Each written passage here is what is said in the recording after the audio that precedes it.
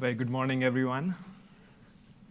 Thank you, Armando and Team Ravenpack, for putting up this amazing conference. I think the speed with which our industry is evolving, it is not only important that the players in this market adapt to the changes, but it is also important to look forward in future to envision what is going to come in. And I think the agenda that you've put together would help us support and answer both of these things, the present and the upcoming future. So I'm Nitish Maini, and I've been working with WorldQuant for around 6 years now.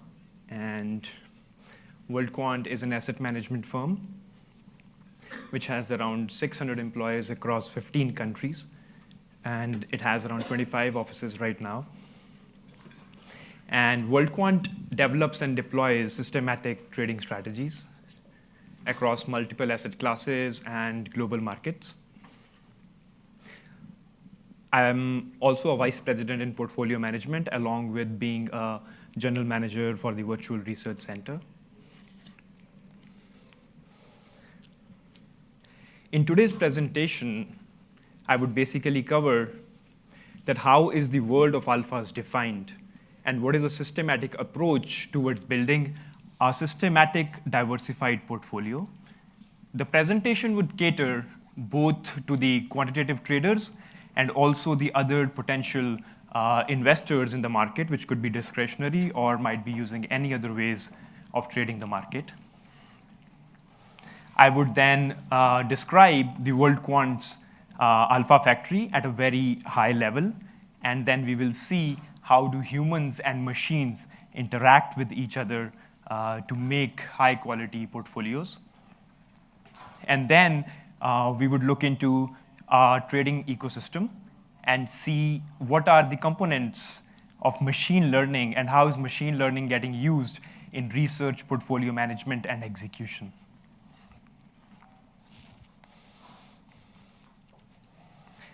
Let's start with defining the world of alphas. Creating an alpha starts with a very simple idea. It could be a simple idea or a relatively more complex idea. But an alpha in the world of quants is defined as a mathematical predictive model that predicts the performance of financial instruments. Once you have an idea, the next step is to identify the data.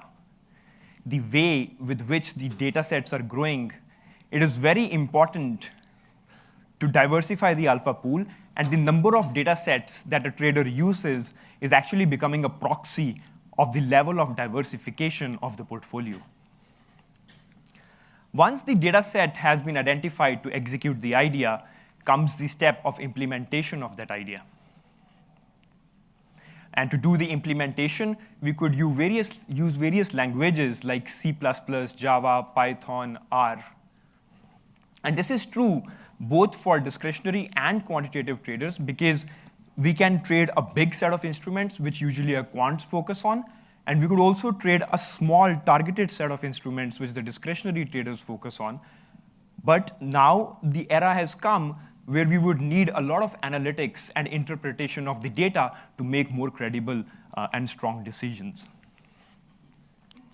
Now, quants significantly rely on the backtesting techniques. They want to generate a reliable expectation about the future performance of their strategy algorithms. And for that, they code their strategy algorithm, run it on the past historical data to generate its performance. And with that, they can calculate what is the potential returns they could generate, what is the potential profit or loss that could have been generated, the drawdowns the strategy could incur, or many other things. Once the backtesting results are there, you would analyze all the performance parameters like Sharpe, returns, drawdowns, margins.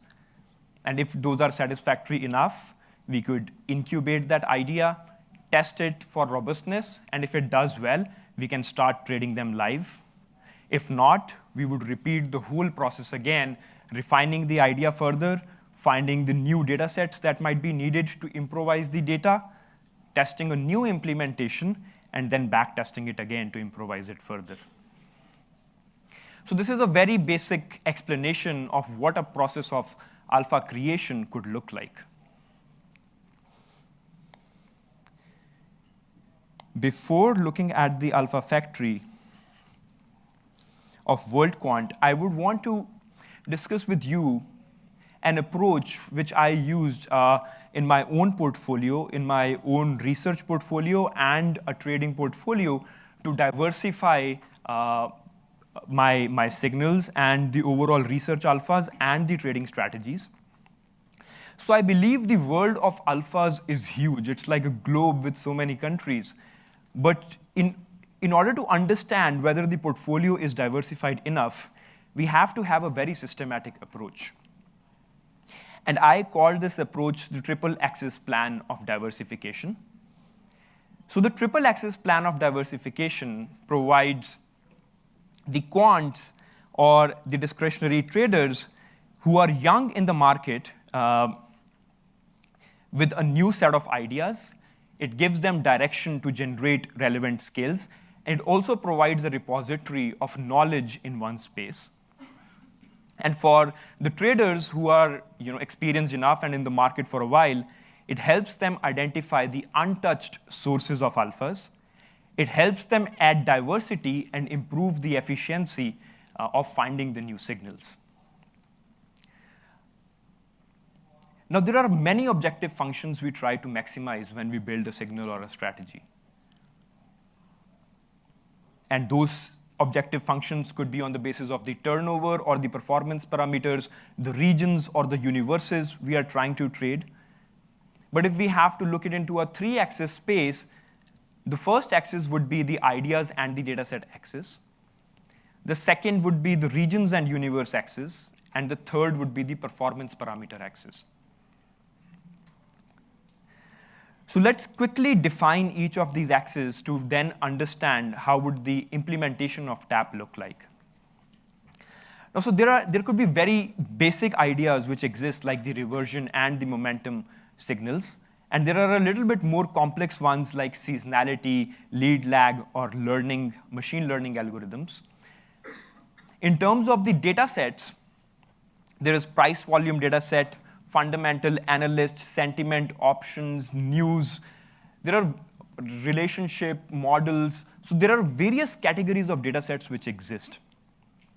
So an individual has to define each axis according to his or her own objective function. So there could be various categories of ideas and data sets that we could put on this axis. The second axis is the regions and the universe axis. So a choice in which region do we want to trade most likely depends on the capitalization of that region or the understanding of the rules and regulations that exists and how comfortable we are to trade in those particular regulations. So the next choice is what region or what subset of alpha, say we want to trade only the financial stocks or the telecom stocks, or which industry stocks do we want to trade is the next question that we want to answer. And those set of stocks can be defined on the basis of the liquidity of the stocks in that particular region, on the basis of the sector or the industry we want to trade, or any specific group that we could generate on the basis of clustering algorithms or the other techniques one might use. The third axis is the performance parameter axis. So very often we use the performance parameters to judge the quality of our signals. But this is also a big source of alpha ideas. So when different scenarios come in the market, the different sorts of performance parameters stands the test of time. Sometimes the high sharp signals with a higher turnover run better, while at other times lower turnover signals can do better. Sometimes we need, I think most of the times we need the high return signals, but the scenarios could be very different that different performance parameter signals need to be there in the portfolio. So we need higher sharp and higher returns and lower turnovers, which is actually the cost of trading, and lower drawdowns. Now, going back to see how the triple axis plan actually works. So the idea is we would choose one objective function, say on one axis. In this case, let's first choose the ideas and dataset axis. Say we have defined our objective function that we want to create a momentum alpha. Now our objective is fixed on the ideas and dataset axis, but we have flexibility on the other two axes.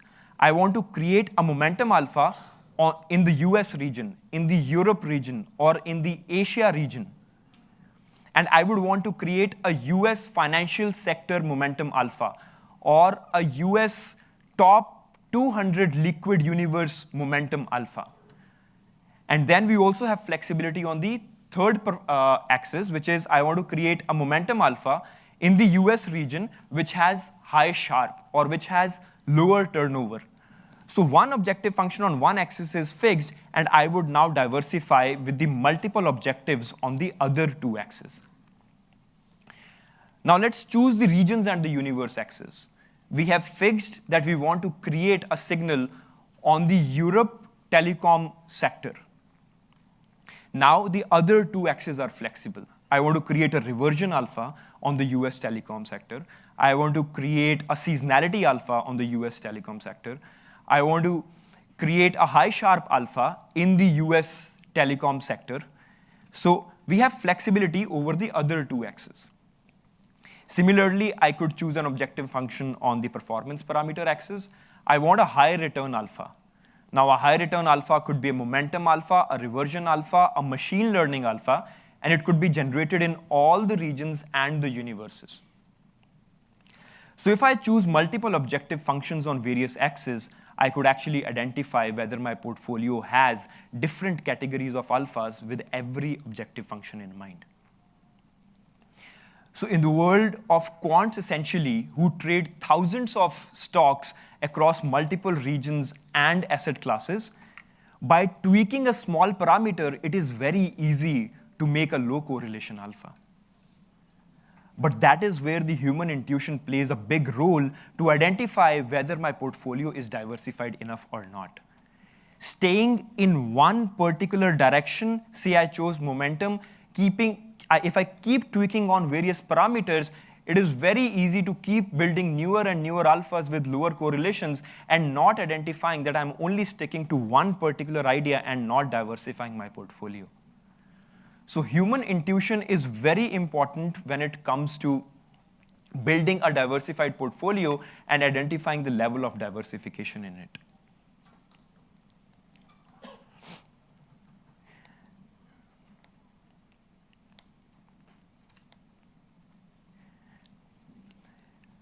Now, we've been hearing in many conferences, and this conference is also one of those examples where this question comes up quite often. Are machines taking away the jobs from humans? How true is that for our industry? Do they complement each other, or do they compete with each other? So before we start discussing this, I would like to share a short story which kind of highlights the importance of machines and the humans in any process.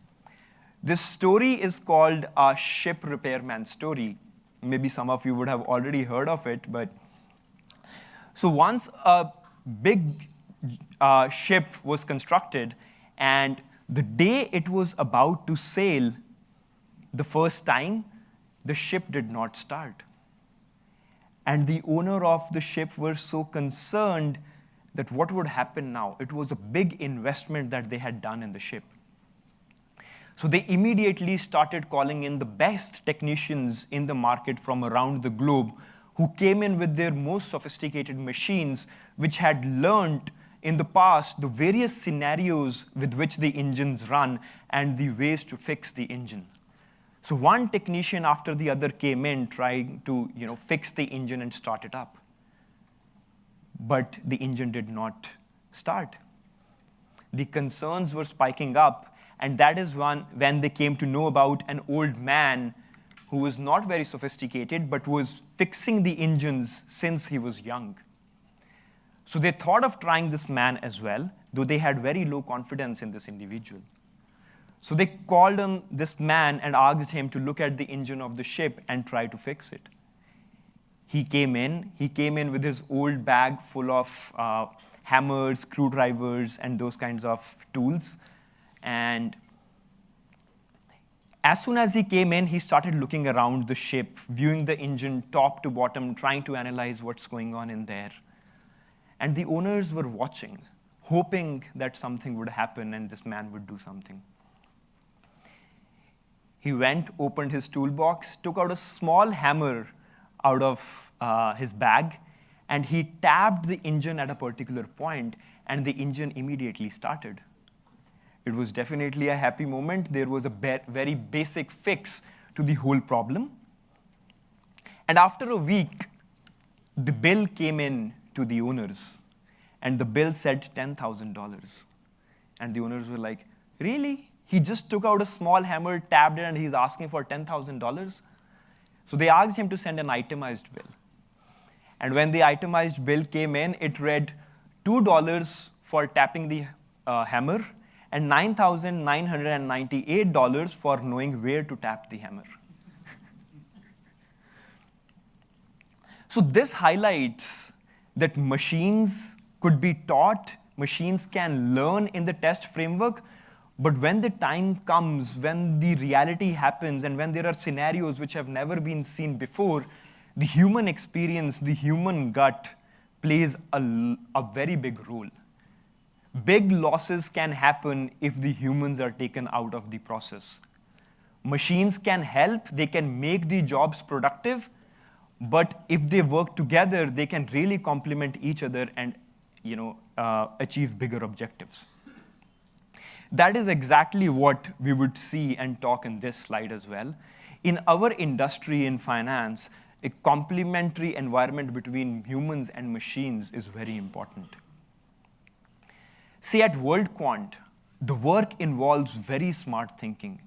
It involves understanding and logical reasoning. That highlights and says that the role of humans is very important. And when the machines come in to interact with the humans, they make them very productive. Whether it is strategizing, research, portfolio management, or execution, the human comes up with the idea.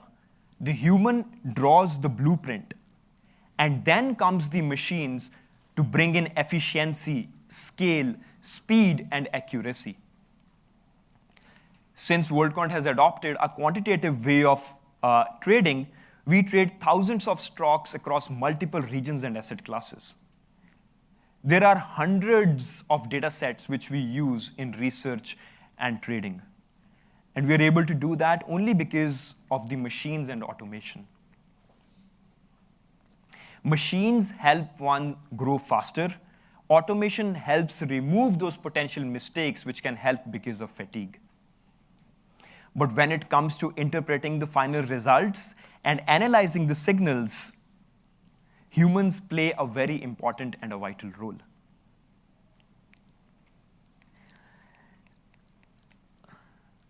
Now I want to look into WorldQuant's Alpha Factory and review what it looks like and how do humans and machines fit in here.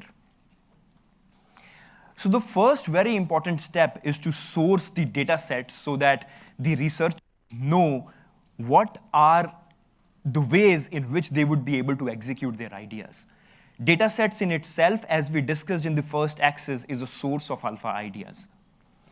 After the data sets are brought in, then comes our whole research factory. So we have around 25 offices in 15 countries, as I mentioned before, where our global researchers work. We have around 300 researchers globally right now.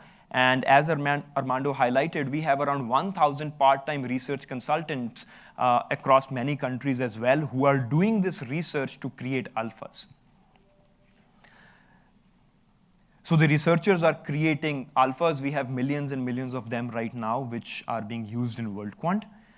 After the alphas are generated, the portfolio managers come into picture. So the role of researcher and portfolio manager is quite distributed here.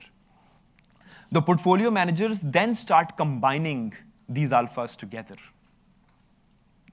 They build strategies which use thousands of alphas, maybe a few hundred thousands of alphas sometimes as well, depending on how sophisticated a methodology they are using for selecting which alphas to trade. So after they create multiple strategies using these alphas which are coming in from the researchers, then comes the process of capital allocation. Say a portfolio manager has X amount of capital allocated to them. So we have Andy here with us as well, who is our deputy CIO with WorldQuant.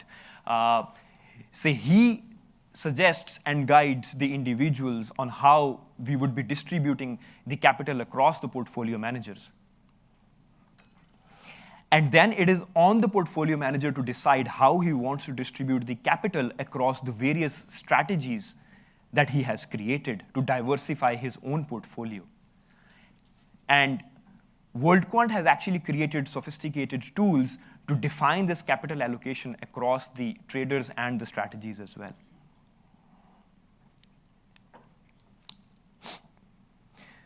So after the capital has been allocated, there comes the execution frameworks. Every portfolio manager is providing the locates that he wants in the market. The whole portfolio is being combined, and our execution team then works together to getting those locates for our traders and trading these portfolios. A lot of back and forth.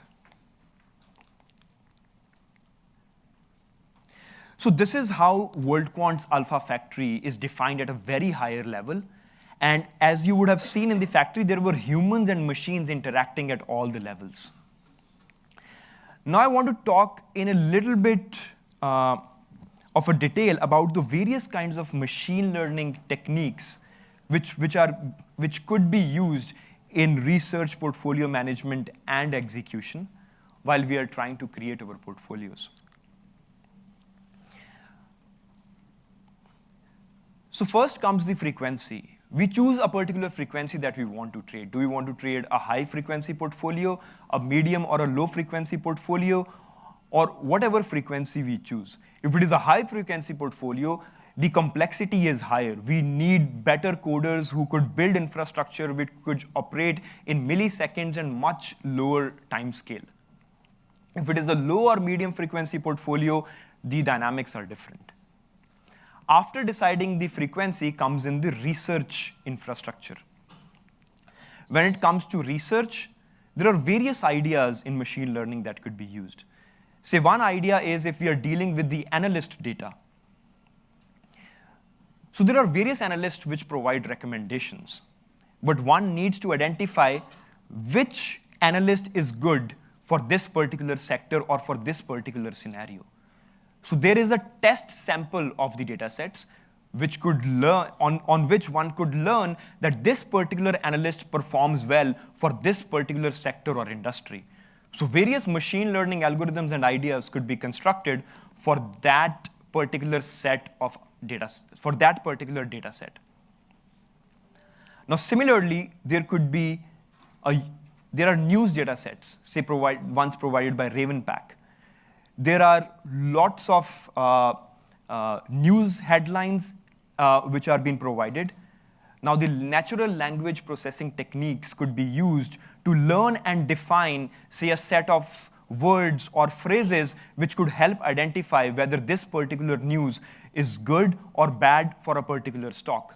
And the algorithm would learn from the past whether this particular algorithm is predicting the data, is predicting a particular stock well or not. So, and there are various neural network techniques which are getting used for these kind of things right now as well. Then there are clustering algorithms which could be used in research to define the group of stocks which are highly correlated to each other depending on the idea one is trying to create. So a different group of stocks could be good for a momentum signal generated due to an earning release, and a different set of stocks could go together for another idea, say, which is related to cash flows of particular companies. So depending on the ideas, the clusters will change, and various clustering techniques could be used to generate those groups. Other idea used in research could be genetic algorithms. We have basic signals, but then you want to do a lot of mutations and crossovers to identify and expand the search space further. Now, whether that search space would be a good search space, because in genetic algorithms, in mutations and crossovers, there is less of human intervention involved, and it is mostly machine-driven framework. So whether that would be an optimal space or not is always a question, but that could be another technique in which machine learning could be used in research. So these are some of the ideas how machine learning could be used in research. And there are plenty of other ideas depending on the data sets where machine learning and artificial intelligence comes into play. Now, talking about portfolio management and machine learning, there are three components in portfolio management if we look from the upper level: the filtering of the relevant signals, followed by the combination of the signals, and then defining the volume of the trades. Now, to filter, if there are millions of alphas or if there are thousands of alphas that exist in the portfolio of alphas, one needs to define which alpha or which signal will perform at this particular time that the portfolio manager needs to filter. So he would learn in the past that in which particular scenario, say in which quarters or during what particular events in the market, which alphas would perform better.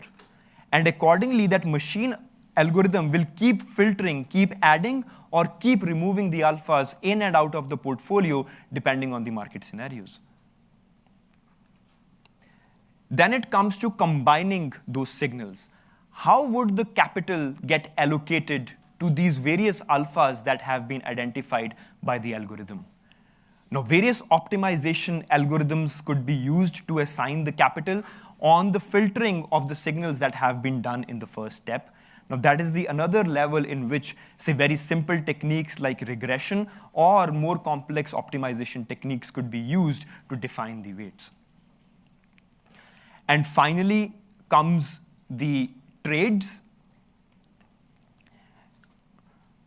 Now, one also has to define, as the portfolio of alphas keep changing, as the universe of stock the portfolio manager is wanting to trade, which also keep changing with time because of the changing market scenarios, the trade allocation or the trade parameters also have to change dynamically. They can't be constants. They can be constants, but to achieve more efficiency, a portfolio manager can apply variable trade constraints as well. So maybe these are few machine learning things that one could use. And finally, when it comes to execution, not really a very big strength area of mine, but since I interact with the execution experts, so some of the ideas we hear is, so if one is using multi-broker framework, so if we are using a multi-broker framework, we need to identify that which particular broker provides locates for which particular set of instruments. And the machine learning algorithm can actually help guide that these particular locates for this particular instrument should go to this particular broker. Now, data sets for this domain are very constrained. We usually do not have data sets which tells us about the various brokers which exist in the market and what kind of locates and fill rates do they provide. But this data could be built over time once we are trying to deal with this problem. The other thing is, another way of using machine learning is to guide or advise the traders that, say you are trading this big a portfolio.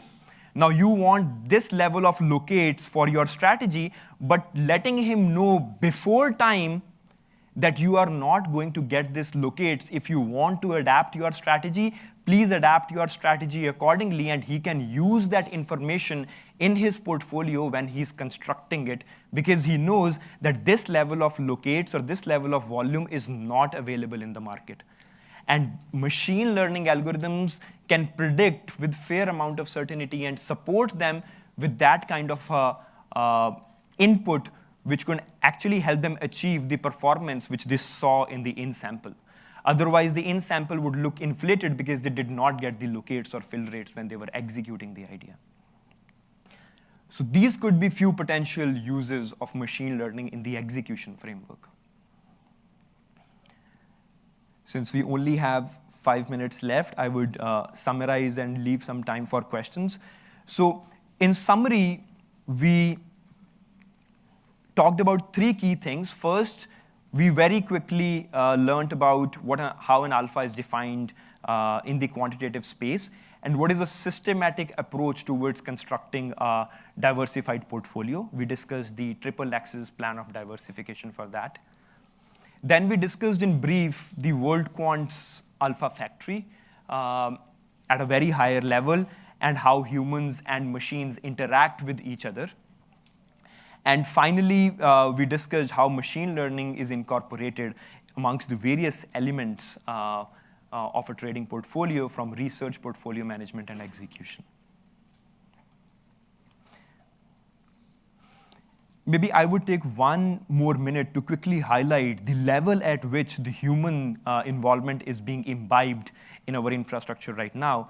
So the Virtual Research Center was actually incubated with the vision of tapping into the human ideas and the different way of human thinking. And the vision was talent is global, but opportunity is not, and we wanted to provide that opportunity to everyone. So these 1,000 part-time research consultants are contributing so many trading signals into our WorldQuant Alpha portfolio, which we use for trading.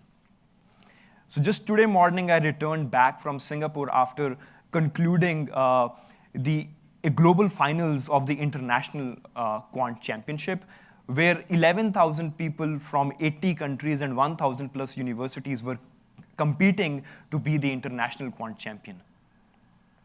And we found such brilliant talent in the finalist group that we actually felt proud to have that competition and get a chance to interact with those individuals. So that is how we are leveraging the human thinking and human brains to support us, and in return creating an opportunity for them as well with the help of Virtual Research Center. All right, so I would want to take some questions.